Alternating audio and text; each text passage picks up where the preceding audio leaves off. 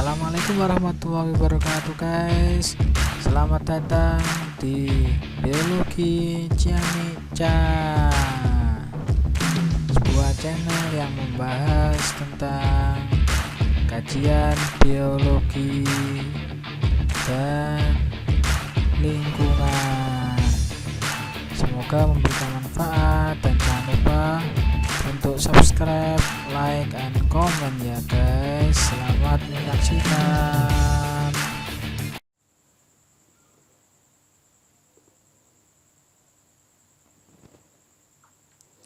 Assalamualaikum warahmatullahi wabarakatuh. Oke, berjumpa lagi guys di channel YouTube saya di Biologi Ciamika. Oke, kali ini saya akan membahas tentang bahan genetik, salah satu bagian dasar dari genetika, dan pada intinya aplikasi genetika memang sangat-sangat mengaplikasi atau memanfaatkan bahan genetik untuk penelitian, untuk aktivitas atau segala sesuatu yang berhubungan dengan genetika. Memang kemarin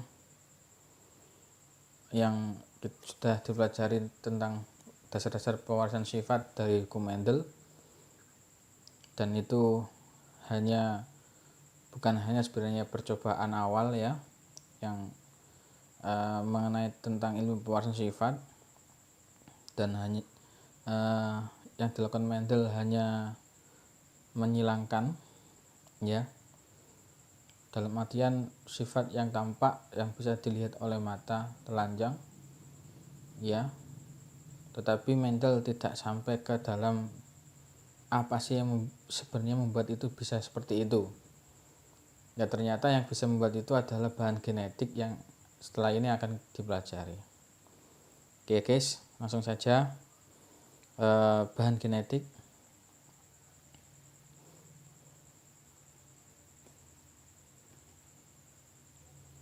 Oke. Apa saja bahan genetik itu? Ya. Jadi ada sebenarnya kalau secara umumnya ada dua macam, yaitu pertama ada unit dasar fungsi genetik ya, yang itu berubah nantinya gen ya. Kemudian ada juga unit dasar kimia ya, dan itu berupa asam nukleat ya. Asam nukleat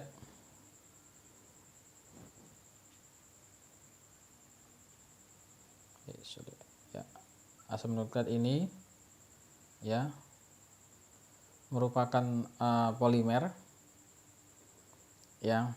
Jadi polimer itu zat kimia yang punya rantai C panjang, itu polimer. Contohnya karbohidrat itu polimer, misalkan selulosa itu polimer, pati itu polimer ya. Nanti katakanlah pati amilum itu polimer. Monomernya apa? Kalau kalian sudah belajar biokimia ya, monomer dari amilum ialah jenis monosakarida, yaitu glukosa. Nah, asam nukleat merupakan polimer. Nanti ada dua ya, ada yang namanya DNA ya, DNA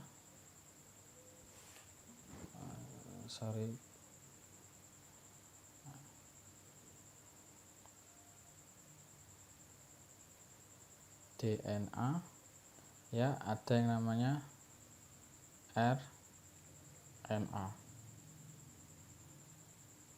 ya. DNA deoksiribosa nuklear asid, RNA ribosa nuklear asid. Ini unit dasar kimia. Sedangkan unit dasar kimia ini ya.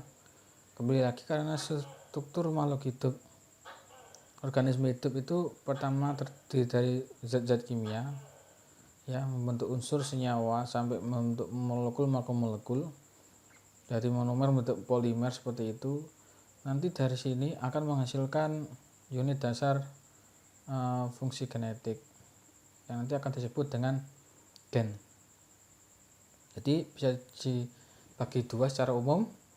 Pertama unit dasar fungsi genetik, yang kedua unit dasar kimianya. Jadi kalau unit dasar kimianya asam nukleat, ya. Lah ini kekuasaan Allah tuh sini.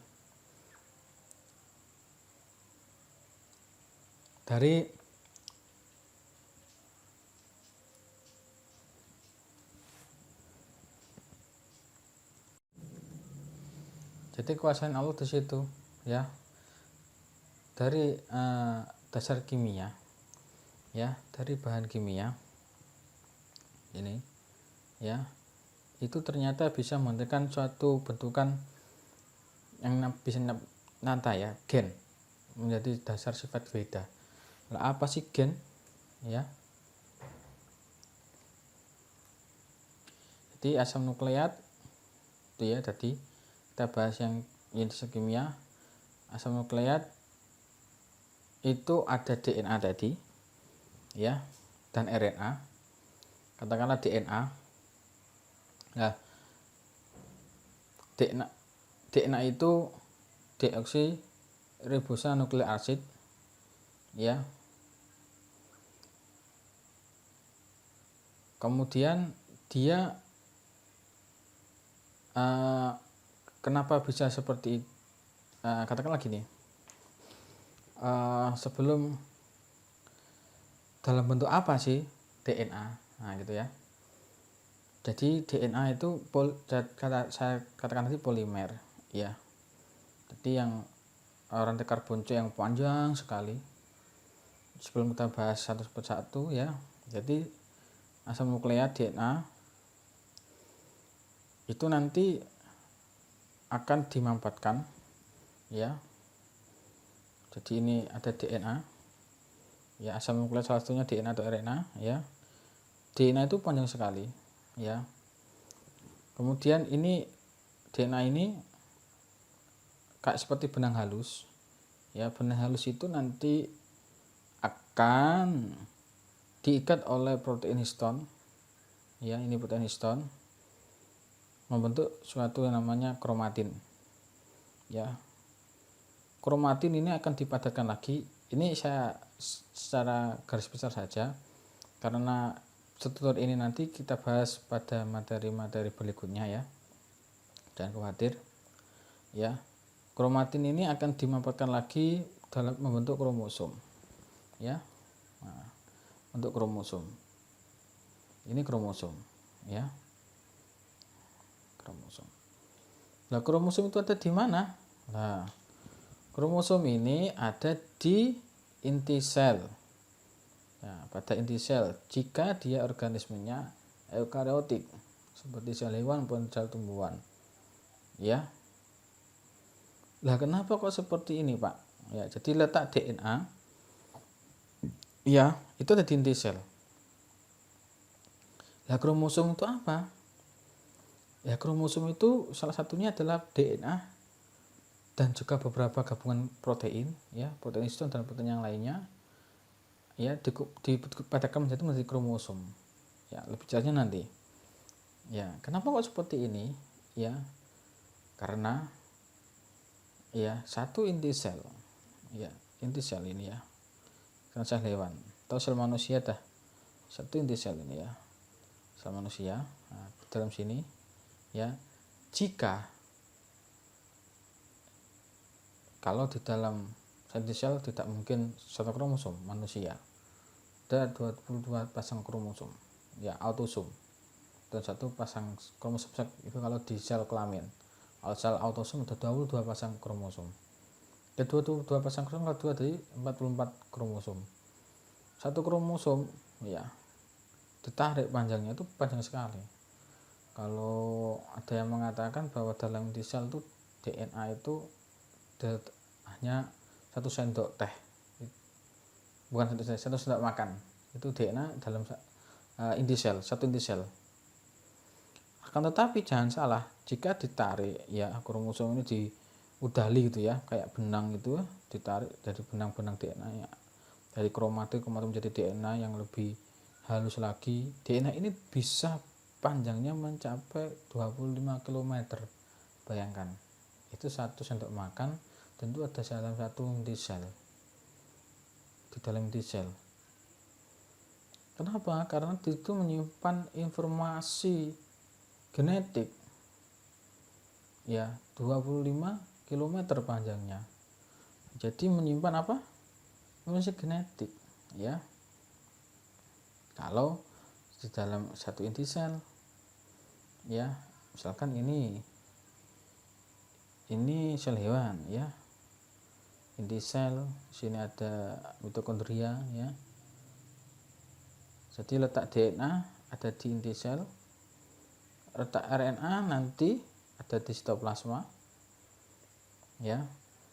Sama sel tumbuhan, ini kok tumbuhan, ini ada klorofil, ya, ada plastida, plastida, dalam ada klorofil.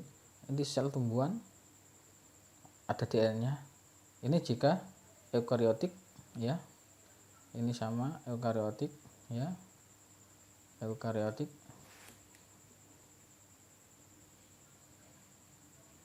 Eukariotik, ya, untuk sasaran eukariotik,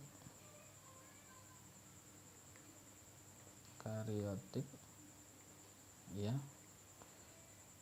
Kalau yang ini prokariotik, ya, kalian tahu bahwa jika prokariotik maka tidak akan ada inti sel, tapi ada daerah inti. Nah, di dalam daerah inti itu ada sini, ya, bagian sini itu ada DNA-nya, ya, dan juga terletak pada plasmid. Nah, jadi kalau kalian belajar mikrobiologi, letak DNA bakteri, ya, itu ada di daerah inti dan pada plasmid.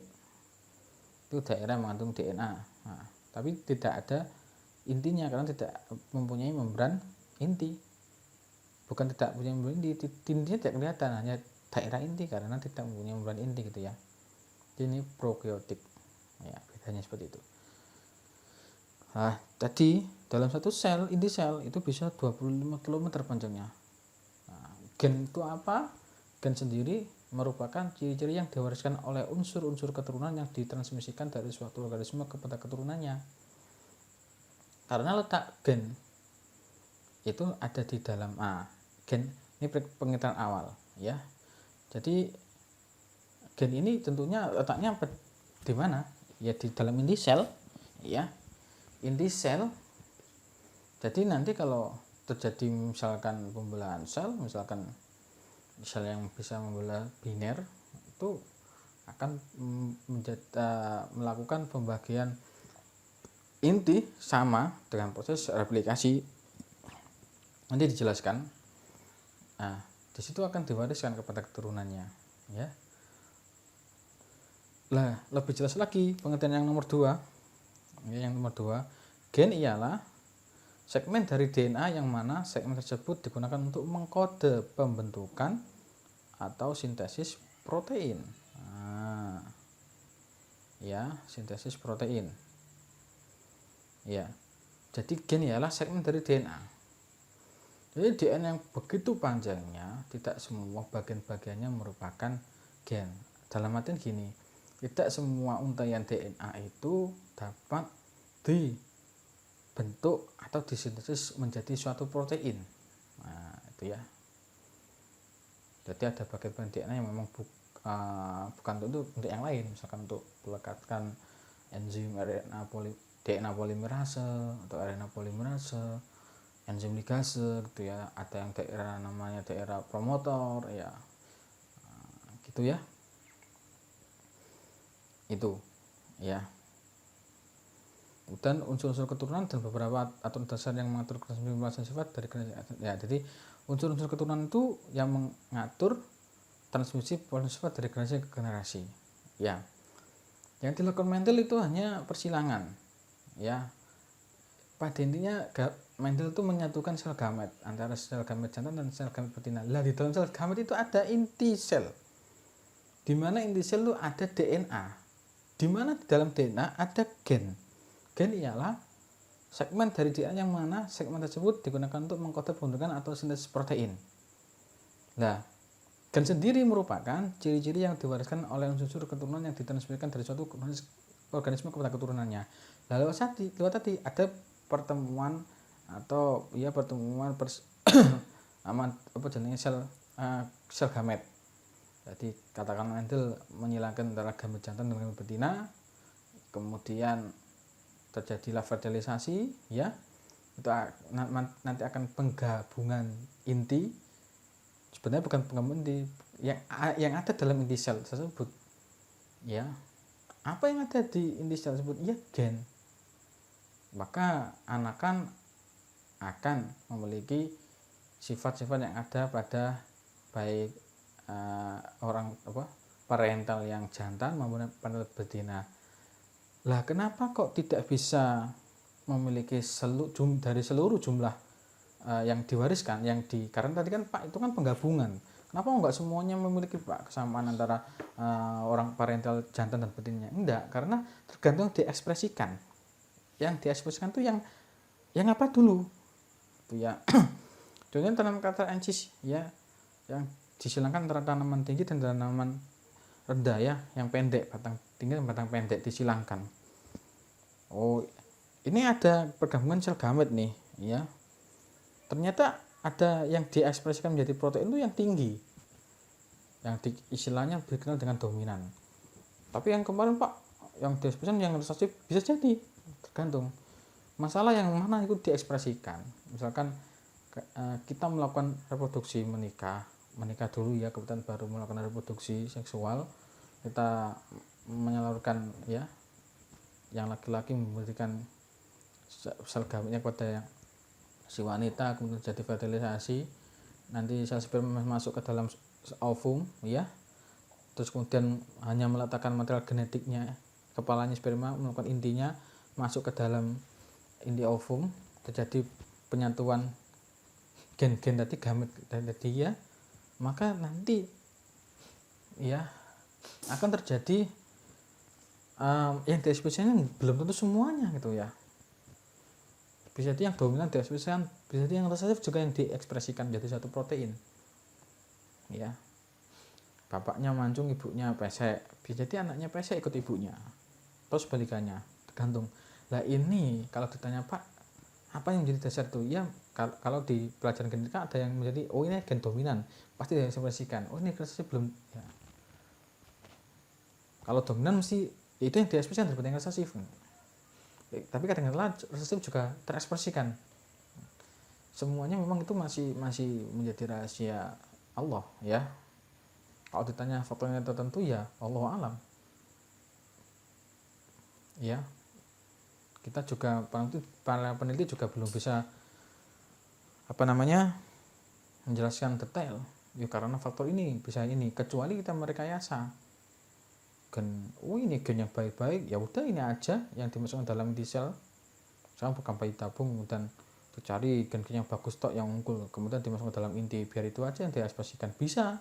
Dan yang saja dibuang, bisa, itu bisa, ya. Tapi kalau terjadi dengan sendirinya, mana terekspresikan, wallahu alam, itu secara Allah, takdir, ya itu peranan takdir, qadar Allah sudah ditulis sejak itu, ya. Itu kita nggak bisa, kalau kalian tanya ke saya, ya, saya juga nggak tahu kenapa yang terekspresi ini, kalau nggak itu aja Pak, itu wallahu alam, terserah Allah aja. Tapi kalau secara teori, gen dominan pasti diekspresikan lebih dahulu, karena itu dominan, ya. Tapi belum tentu yang dominan diekspresikan. Nah itu Allah alam, terserah Allah saja, ya. Nah seperti itu, ya. Jadi kalau memprediksi, ya kita kemarin pelajaran materi yang kemarin tentang persilangan itu bisa memprediksi, silangkan saja berapa sifat beda itu, ya, nanti akan terprediksi bagaimana. Tapi apa prediksinya sama dengan yang kita prediksikan, ya belum tentu, Allah alam, terserah Allah, ya. Ada ibunya hitam, anaknya hitam, ibunya hitam, bapaknya hitam, anaknya kuning, itu bisa jadi, Allah alam. ternyata punya gen kuning dari mbah-mbahnya itu. Ternyata yang diekspresikan yang itu, bisa nggak paham, wow, sah-sah saja. Itu hak Allah, hak prerogatif Allah menciptakan, itu hak prerogatif Tuhan. Kita manusia nggak bisa gitu. Tapi sekarang udah ada teknologi, oh gen anak bapak ireng, ibu ireng dua gen kuning, gak apa-apa sing gen kuning tuh yang dijupuk, diambil, dimasukkan ke Indonesia, yang gen yang hitam itu ya dibuang, bisa jadi. Lah kok bisa tahu gen mana? Ya itu tadi, gen ialah segmen dari DNA, dicari segmennya DNA bagian mana ini yang bisa mengkodekan gen warna kulit hitam. Oh ini ternyata dari segmen ini sampai sini, dipotong lah itu. Potongnya pakai apa? Pakai enzim. Kemudian setelah itu dibuang, diganti gen yang bagus, bisa gitu sekarang ya. Oke. Baik, lanjut ya. DNA, apa sih DNA? DNA merupakan salah satu molekul penyusun kromosom tadi yang sudah saya jelaskan di awal ya, dan juga sebagai pengatur dan pengarah perkembangan organisme. Jadi katakanlah DNA itu template atau blueprint cetak birunya. Kalau kalian membuat gedung, manggil arsitek ya, suruh gambar cetak biru, tukang atau namanya teknik sipilnya, kontraktornya itu pasti mengikuti gambar yang ada di cetak biru itu untuk menjadi sebuah gedung. Nah seperti itu DNA itu ya, DNA cetekan ya, tapi sudah bisa direkonstruksi. DNA sudah diutak-atik, direkayasa. Itu kelebihan manusia diberi akal oleh Allah. Tapi apakah semua rekayasa genetika itu berhasil sempurna? Belum tentu. Masih ada faktor X yang belum bisa diketahui oleh manusia, dan itu tidak bisa ditembus oleh manusia karena itu bukan kodrat manusia sebagai makhluk gitu ya. Itu kodratnya Allah sebagai Tuhan pencipta itu ya, yang hanya dimiliki oleh Allah sebagai sang pencipta. Maka ada keterbatasan juga, belum tentu berhasil gitu ya, belum tentu ya. Jadi jika Allah menghendaki ya pasti jadi, kalau Allah enggak ya enggak. La haula wala quwata illa billah. Jadi seperti itu ya. Maka kalau bertanya kenapa gini Pak, kenapa harus gini Pak, apa faktornya itu ya, kadangkala kita tidak tahu faktornya apa, karena ini ranahnya ranah sang pencipta, bukan ranah makhluk gitu ya. Sampai yang perlu kita pikir itu, Allah tuh mendesain makhluk tuh seperti itu ya, indah ya, blueprintnya aja tuh dikemas sedemikian rupa, dimasukkan dalam daerah yang kecil sekali di sel ya. Tapi DNA tidak hanya, kalau di eukaryotik tidak hanya di sel ya, ada di mitokondria, namanya DNA mitokondria itu ada ya. Nah di bagian ini paling kecil itu kalau diudali ya, ditarik itu bisa mencapai 25 km, itu kan luar biasa, subhanallah itu ya. Seperti itu. Nah itu yang perlu kita syukuri, kita telah kita pelajari gitu ya, bahwa Allah itu indah dalam menciptakan, dan desainnya tuh loh, masya Allah, bagus sekali loh ya. Cetak birunya tuh nggak ditulis kandel-kandel, tapi kecil, berapa mikron tuh ukurannya ya, pakai mikroskop elektron gitu untuk melihat DNA itu ya. Nggak bisa mungkin ya, lebih kecil lagi tuh ya. Seperti itu ya, mampu membedakan informasi yang di banyak molekul lain. Contohnya apa ya, yang ini dibentuk molekul lain namanya RNA. Jadi DNA bisa diubah menjadi RNA untuk dibentuk sintesis protein, untuk bukan dibentuk menjadi protein ya. Jadi protein dibentuk, disusun ya, itu berdasarkan blueprintnya tadi. Apa blueprintnya tadi ya? Pengatur perkembangan organisme, yaitu DNA ya. Oh protein keratin, nah, sudah ada di dalam DNA ya, bahwa nanti kita akan belajar tentang peristiwa transkripsi dan translasi ya. Ini jelas ya, ini molekul lain berupa apa namanya, RNA ya, RNA.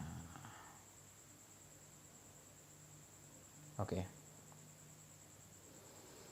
Ya. Kemudian DNA terdiri dari untaian nukleotida yang panjang. Maka nama DNA itu adalah polinukleotida. Asam nukleat itu nama lainnya polinukleotida.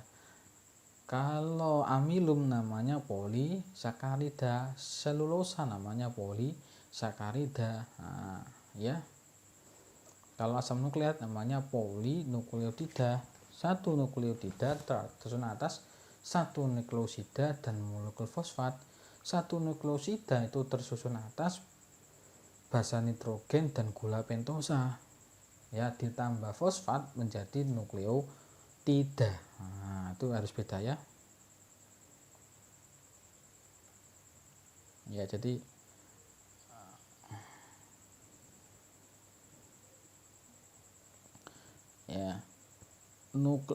ya satu nukleotida ya, jadi ini monomer dari asam nukleat ya, tersusun atas satu nukleosida. Satu nukleosida itu tersusun atas gula pentosa dan basa nitrogen. Nah, ya ini satu nukleosida tersusun atas satu molekul gula pentosa atau disebut ribosa yang kehilangan satu atom oksigen disebut deoksiribosa dan satu jenis basa nitrogen tertentu. Basa nitrogen dan gula pentosa diikat oleh ikatan N-glikosidik, sedangkan ikatan gula pentosa dan fosfat diikat oleh ikatan fosfodiester. Nah, seperti ini gambarnya ya. Jadi ini nukleosida yaitu basa nitrogen ya, ini dan juga gula pentosa. Ini ikatannya N-glikosida dan ini dengan fosfat ya. Nanti kalau ini ya ini satu nukleosida. Kemudian satu nukleosida plus fosfat. Nah, ya. Jadi basa nitrogen gula pentosa plus satu fosfat namanya nukleotida pakai T. Nah, ini katanya ikatan fosfodiester. Nah, ada berapakah basa nitrogen? Secara garis besar ada dua, ada basa purin, ada basa pirimidin. Basa purin ada adenin, ada guanin ya. Ada guanin. Pirimidin ada timin dan sitosin. Yang membedakan apa? Cincin hidrokarbonnya ya. Kalau purin itu cincinnya ada dua cincin ya, sini ada satu ya, 1 2 cincin. Kalau pirimidin itu hanya satu cincin hidrokarbon ya, cincin yang gula ribosanya tadi loh ya, itu ya ada satu cincin, ini lah satu tok. Jadi basa nitrogen ada dua basa basa purin dan basa pirimidin. Basa purin anggotanya siapa? Adenin dan guanin. Basa pirimidin anggotanya timin dan sitosin ya. Oke ya, adenin akan selalu berpasangan dengan timin, begitu juga sebaliknya, timin selalu akan berpasangan dengan adenin ya. Tadi apa ya, jadi basa purin adenin dan guanin ya, purin adenin guanin, pirimidin timin dan sitosin. Jadi adenin yang basa para pirin ya akan berpasangan dengan timin, ingat-ingat ya. Guanin akan selalu berpasangan dengan sitosin, begitu juga sebaliknya ya, sitosin akan selalu berpasangan dengan gimin. Guanin kok gimin ya, guanin ya. Jadi adenin berpasangan dengan timin, guanin akan berpasangan dengan sitosin, begitu sebaliknya. Tidak akan pernah bisa timin berpasangan dengan guanin. Kenapa? Itu nanti akan berpengaruh dengan ikatan hidrogennya ya. Nah, DNA berbentuk sebagai pita berpilin ganda double helix pada tubuh organisme. Antara pita yang satu dan pita komplementer pasangannya disusun oleh ikatan hidrogen. Adenin dan timin, guanin dan sitin itu diikat oleh ikatan hidrogen. Nah, basa nitrogen adenin selalu akan berikatan dengan timin melalui 2 ikatan hidrogen. Nah, ini yang membedakan. Karena beda jumlah ikatan yang mengikatnya, maka adenin akan selalu berikatan dengan timin, guanin akan selalu berikatan dengan sitosin setia sampai ila yaumil qiyamah, gitu ya. Basa nitrogen dan guanin berpesan dengan sitosin melalui 3 ikatan hidrogen. Perbedaan ikatan ini juga bisa menyebabkan kenapa DNA itu berpilin ganda. Ya. Jadi ibaratkan gini ya. Ini ada tangga gitu ya. Ada tangga. Ya, ada tangga. Ini ada anak tangga ya. Anak tangga gitu. Nah, daerah sini sampai sini itu nanti ada fosfat, kemudian tengah-tengah ini ada, di sini ada gula pentosa, dan tengah-tengah ini basa nitrogen. Katakanlah basa nitrogen sebagai anak tangga ya. Karena beda ikatan, nanti panjang anak tangganya juga nggak sama ya, maka tangga tidak akan bisa bentuk seperti ini lurus gitu ya, kanan kiri sama nggak sama, makanya dia itu berpilin. Selain itu nanti beda ujungnya ya, itu ya yang dia membuat berpilin. Kenapa kok harus berpilin? Ya karena tadi alasannya biar cukup dimasukkan dalam inti sel. Kalau nggak dipilin nggak bisa masuk. Itu Gusti Allah itu luar biasanya ya Allah ya. Kalau kalian menyadari ya, man arofa nafsahu faqad arofa rabbahu.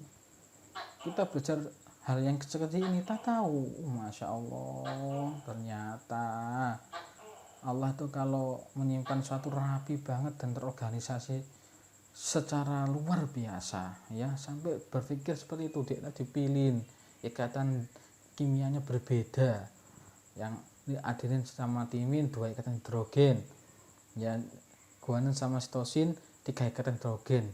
Kok seperti itu ya? Biar bisa masuk inti sel.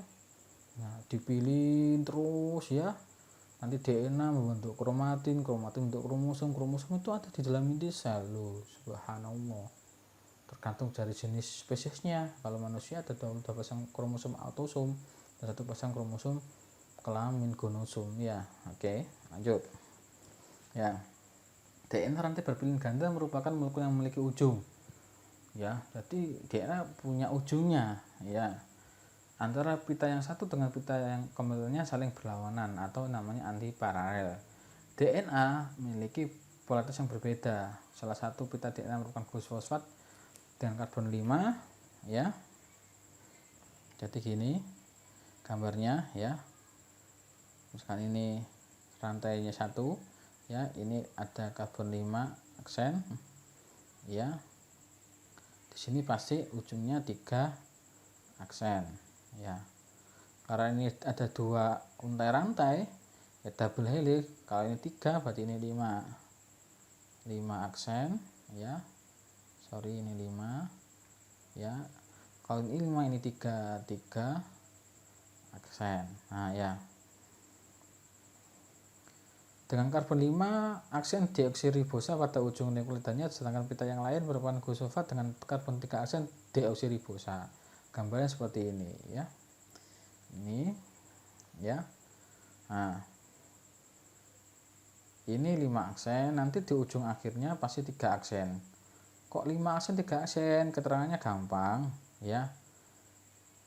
Jadi fosfat itu berikatan pada atom C nomor 5. Nomor 1, nomor 2, nomor 3, nomor 5. Nah, ini biasanya kok bisa gini di kimia ya.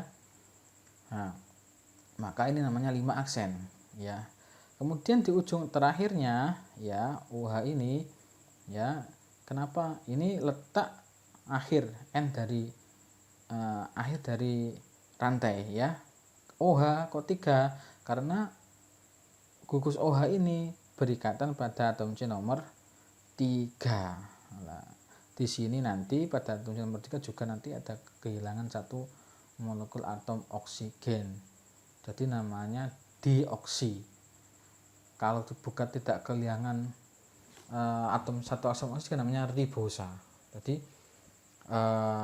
gula pentosa sebenarnya itu tidak kehilangan satu atom oksigen pada pada karbon C nomor 3. Nah, di sini nanti ada kehilangan satu molekul oksigen. Kalau dalam DNA makanya disebut deoksiribosa karena kehilangan satu atom oksigennya ya.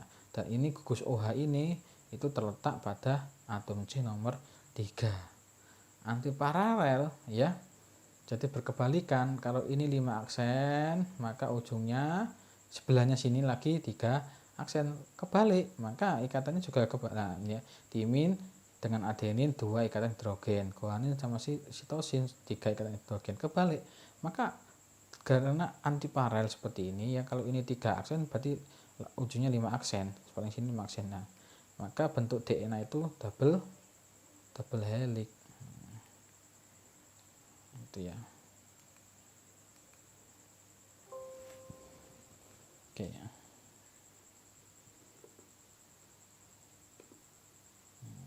Oke. Mohon maaf, kembali lagi. Oke ya. Seperti itu. Ya. Paham ya di sini ya? Kalau nggak paham nanti ditanyakan. Oke. Jadi DNA itu kehilangan satu atom oksigen pada atom karbon C nomor 3 pada gula pentosanya. Namanya deoksiribosa. Kalau lengkap namanya ribosa. Jadi RNA itu tidak mengalami kehilangan atom oksigen, tetap ribosa nuklear asid. Kalau DNA deoksiribosa nuklear asid. Oke ya. Jadi nanti gampangnya dia berbilin ya. Tadi ya, kenapa berbilin? Alasannya tadi ya, antara basa nitrogen ikatannya nggak sama, kemudian dia antiparalel itu ya. Oke, jadi seperti ini ya. Ini antiparalel ya. Ini 3 aksen, ini 5 aksen ya. Jadi ini 3 aksen ya, seberang satunya 5 aksen. Terus ujungnya kalau ini 3 aksen, ujungnya 5 aksen. Kemudian 3 aksen. Nah, dari sini ini ada segmen yang mungkin ini menyandi gen apa, dari segmen ini sampai sini gen apa, seperti itu ya. Tapi panjang sekali tadi, yang bisa katakan bisa mencapai 20 km. Bayangkan ya, subhanallah sekali gitu ya. Oke. Dan RNA merupakan molekul pembawa informasi DNA ya. Sama RNA, satu nukleosida tersusun atas satu molekul gula pentosa ribosa yang sempurna. Itu perbedaannya. Kalau DNA gula pentosanya tidak sempurna karena kehilangan satu atom oksigen. Kalau RNA ribosanya gula pentosanya sempurna, namanya ribosa. Yang membedakan lagi adalah di basa nitrogen penyusun RNA ya. Mempunyai basa purin ya, tetap adenin dan guanin. Yang membedakan ialah pada basa pirimidinnya. Timin dalam RNA tidak ada, diganti dengan urasil. Sitosinnya tetap. Ingat ya. Ini ya, ini yang membedakan.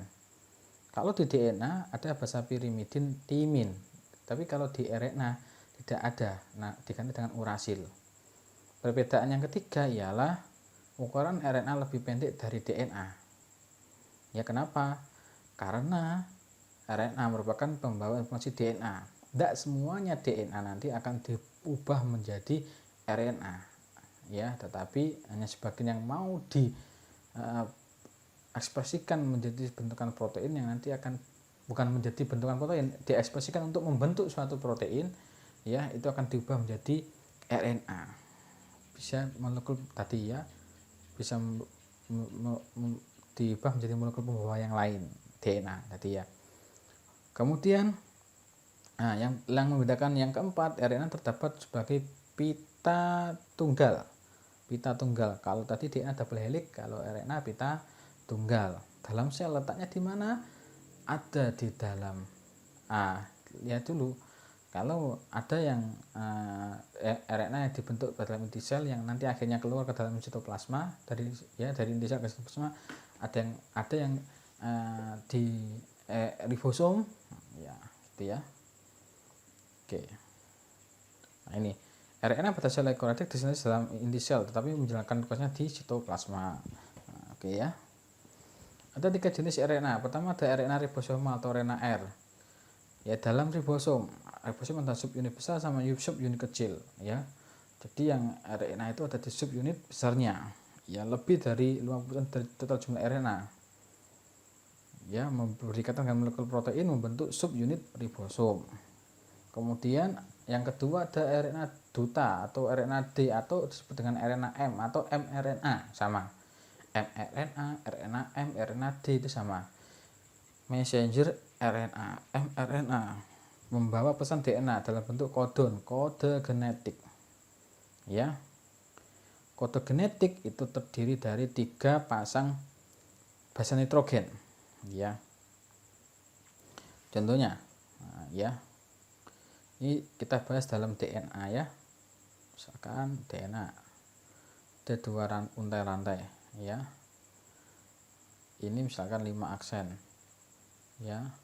5 aksen, ini 3 aksen. Misalkan ini kodon itu dari ada 3 pasang basa nitrogen ya. Misalkan ada A, T, G misalkan ya.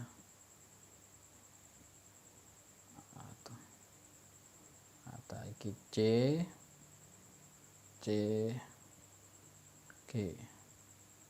Nah, di sini pasangannya ini 3 aksen ya, ini 5 aksen. Maaf tulisannya jelek. Pasangannya apa?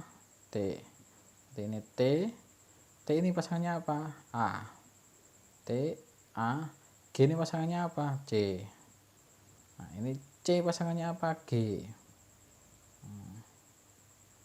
Huruf besar ya, G. G pasangannya apa? C. Kalau C, G ini G, C. Nah ya, ini A, T, G, C, G, T, A, C, G, C ini merupakan kodon. Ini kode genetik. Dan ini nanti akan dirubah menjadi mRNA. Ya. Jadi sebenarnya kode genetik itu lebih tepat pada mRNA. Hanya satu sini, satu untai rantai ada A, G, C misalkan ya. T, A misalkan ya. T, A. Nah, seperti ini ya. Dan seterusnya. Nah, disintesis di inti sel dan bergerak dari inti sel menuju sitoplasma yang akan bergabung dengan ribosom. Ribosom akan membaca pesan yang dibawa RNA D dengan membantu RNA T untuk memanfaatkan menjadi protein. Nah, ini poin ketiga ini saya akan jelaskan pada proses transkripsi dan translasi ya. Oke. Kemudian yang terakhir ada RNA T transfer. Ini ada di sitoplasma. Bertindak selaku membawa asam amino. Jadi 20 macam asam amino yang ada di dalam tubuh. Ya 10 esensial yang dapat diproduksi oleh tubuh, 10 lagi non esensial yang harus didapat dari sumber makanan ya. Dari luar nanti ada di dalam, semuanya ada dalam sitoplasma. Nanti yang membawa itu RNA T. Jadi asam amino nanti akan berikatan dengan RNA T. Ya. Pada ujung RNA T itu disebut antikodon. Kalau dalam RNA M ada namanya kodon, kalau dalam RNA T ada antikodon. Ya. Misalkan ya pada RNA mRNA itu ada kodon A. Mohon maaf ya, tadi keliru berarti ya. Kalau RNA itu enggak ada T ya. Mohon maaf, saya ulangi lagi. RNA enggak ada T. Misalkan ini ada dalam kodon ya AUG. Jadi kodon itu letak lebih tepatnya ada di RNA ya. AUG. Ini pada mRNA. Pada RNA ya, RNA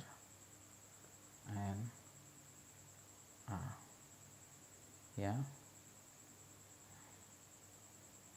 AUG pada tRNA atau RNA T ya, tRNA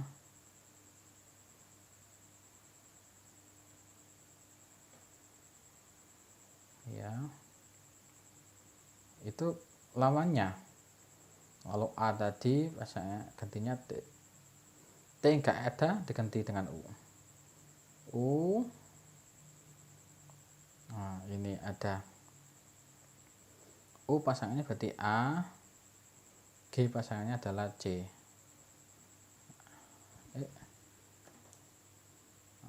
C seperti ini. Nah, ya. Ini pada mRNA disebut kodon ya, kalau dalam tRNA disebut antikodon. Nanti AUG nanti ada penafsiran. AUG itu asam amino untuk apa? Asam amino yang mana itu ya? AUG itu kalau nggak salah methionin. Ya, nanti jelasnya lagi ya. Asam amino yang dibawa akan berikutnya dengan RNA yang berseberangan dengan antikodon, membawa asam amino yang spesifik sesuai dengan pesan yang dibawa RNA-D ya, gitu ya.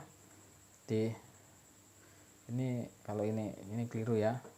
Kalau ini jadi antikodon itu, kodon itu ada di mRNA ya. Jadi misalkan AGC, ini bukan T tapi UUA gitu ya. Jadi nanti ini misalkan ini akan diterjemahkan ke dalam dijadikan mRNA gitu ya. Kalau ini A berarti ini jadi akan pasangannya T di dalam RNA enggak ada, ganti U ya, U T pasangannya A, UAC ya. G ini C gitu ya, C. Nah, itu berarti G C. Nah, ini mRNA ini nanti UAC antikodonnya apa? Antikodonnya berarti U pasangannya A atau A pasangannya U ya, C pasangannya G. Nah, gitu. Oke ya. Oke, lanjut. Nah, ini ya. Jadi ada messenger RNA yang dibentuk di dalam inti sel, yaitu jadi DNA ini akan dibentuk mRNA sesuai dengan kebutuhannya ya untuk sintesis protein. Kemudian ada RNA ribosomal yang ada di ribosom ya. Kemudian ada RNA T transfer yang ada di sitoplasma ya. Membedakannya adalah timin diganti dengan urasil ya. Di sini atom 3-nya ini ya tidak kehilangan satu molekul atom oksigen gitu ya. Oke, paham ya? Oke, lanjut. Ini perbedaan antara RNA dan DNA ya. Urasil timin diganti dengan urasil ya. Bedanya pada gugus ini saja, timin dan urasil itu cincinnya sama. Oke. Nah, udah untuk replikasi DNA ini kita bahas pertemuan selanjutnya, replikasi DNA dan juga proses sintesis protein yang terdiri dari transkripsi dan translasi. Dan tugas untuk kalian ya, silakan membuat PPT berkelompok tentang sejarah perkembangan DNA dan RNA. Oke, nanti dibuat video pertemuan yang akan datang, saya acak untuk presentasi. Oke, video bisa dikirim langsung di Gizi atau linknya saja kalian upload di YouTube, tidak masalah. Oke, sekian dia tugas dari saya, semoga ada manfaatnya bagi mahasiswa saya ataupun bagi yang melihat dan mendengarkan video saya kali ini. Ya udah, Assalamualaikum warahmatullahi wabarakatuh.